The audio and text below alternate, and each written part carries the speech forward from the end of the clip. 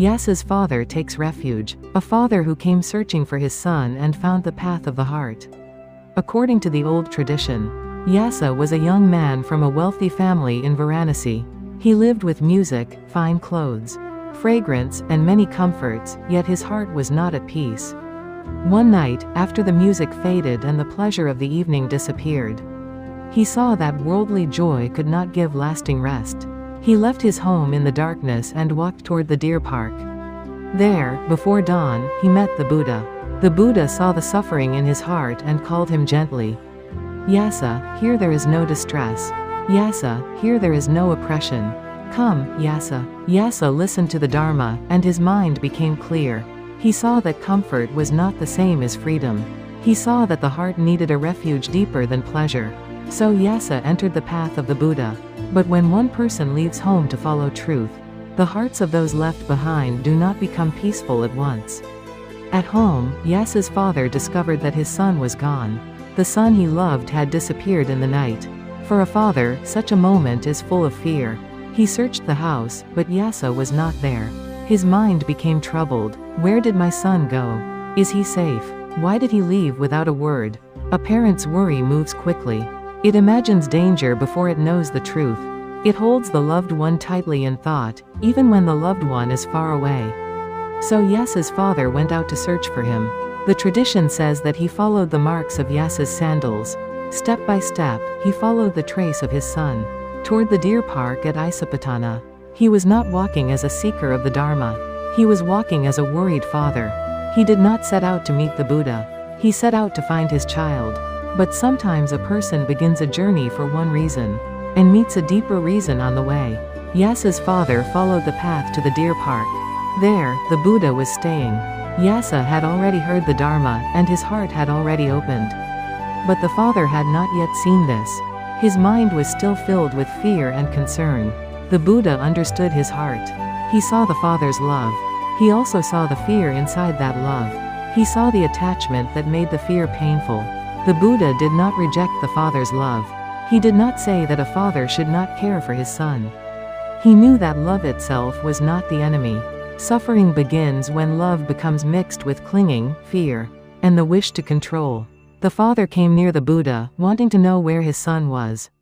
But before showing Yasa to him, the Buddha first guided the father's mind with the Dharma. If the father had seen Yasa immediately, his old attachment might have risen strongly. He might have tried to take his son back before understanding his son's path.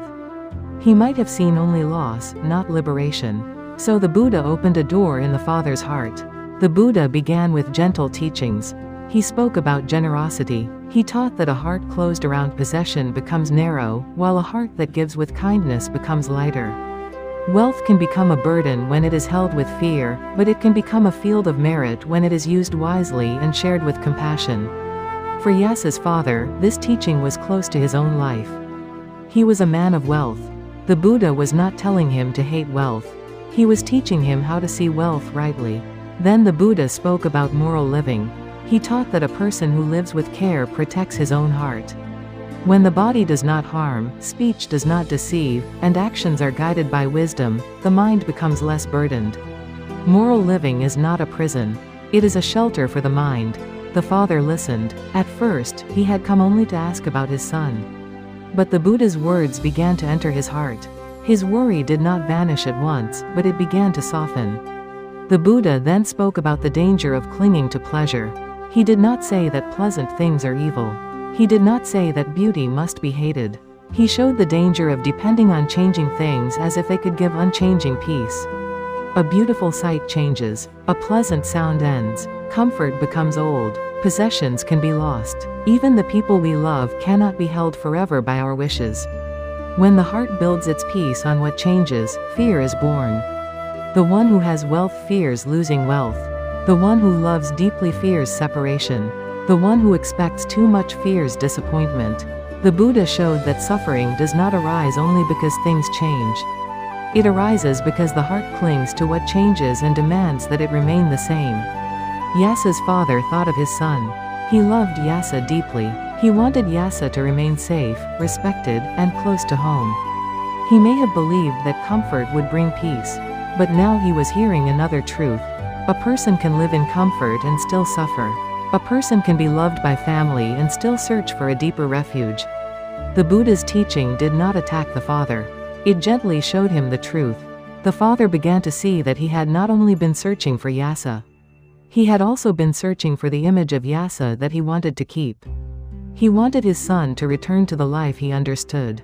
But perhaps Yasa had not been lost. Perhaps Yasa had found something that the family had not yet understood. Then the Buddha spoke about renunciation. Renunciation is not hatred of life. It is not anger toward family. It is not a cold rejection of love. True renunciation begins when the heart sees that no conditioned thing can be the final refuge. To renounce is to loosen the grip. To renounce is to stop asking passing things to give eternal peace. To renounce is to let the heart turn toward freedom. A person may leave the house and still cling. A person may live in a house and begin to let go. So the heart's direction is very important. The father's mind became more peaceful. The Buddha saw that his heart was ready for a deeper teaching. Then the Buddha taught the Four Noble Truths. He taught that life touched by clinging is unstable and painful. He taught that suffering arises from craving, thirst, possession, and the wish that changing things should obey the heart. He taught that when craving is understood and clinging is released, peace becomes possible. He taught the path that leads to this peace, the Noble Eightfold Path. Right view, right intention, right speech, right action, right livelihood, right effort, right mindfulness, right concentration. This path is not only for monks in the forest, but also for householders, parents, merchants, and families. The Dharma is not far from ordinary life. It can enter the heart of a father who is worried about his son. It can enter the life of a person who still lives in a house. As Yasa's father listened, his mind opened. He saw that his son's leaving was not simply a disaster. He saw that Yasa had not walked into ruin. Yasa had walked toward the end of suffering. The father saw that the Buddha's teaching was not only for his son. It was for him too. He had come to find Yasa, but the Dharma had found him. He had come with fear, but he began to receive faith. He had come with attachment, but he began to understand release. In the tradition, Yasa's father became a lay follower who took refuge in the Buddha and the Dharma. He did not become a monk. He did not leave his household. He returned to ordinary life, but his heart was no longer the same. He still lived in the world, but a door of the Dharma had opened within him. This is an important point in the story. The Buddha's path was not only for those who left home.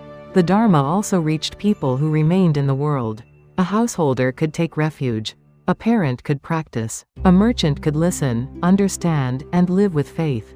Yasa's father shows that the Dharma can enter the heart of family life. It can enter worry, love, loss, and the moment when everything feels uncertain. After the father's mind had opened, the Buddha allowed him to see Yasa. The father looked at his son. Yasa was no longer dressed as before. He no longer looked like the wealthy young man of the household. But his face must have carried a peace that the father had not seen before. It was not the peace of luxury. It was the quiet peace of a person who had found a true path. The father understood that Yasa was not destroyed. He was not lost. He had found the Buddha. He had found the Dharma. He had found a road toward freedom. For a parent, this is not always easy to accept. A child's path may not match the parent's dream. A child's freedom may first feel like separation. But when wisdom begins to grow, love can change. It can become less afraid. It can become less controlling. It can become more able to bless another person's path. Yasa's father did not stop loving his son.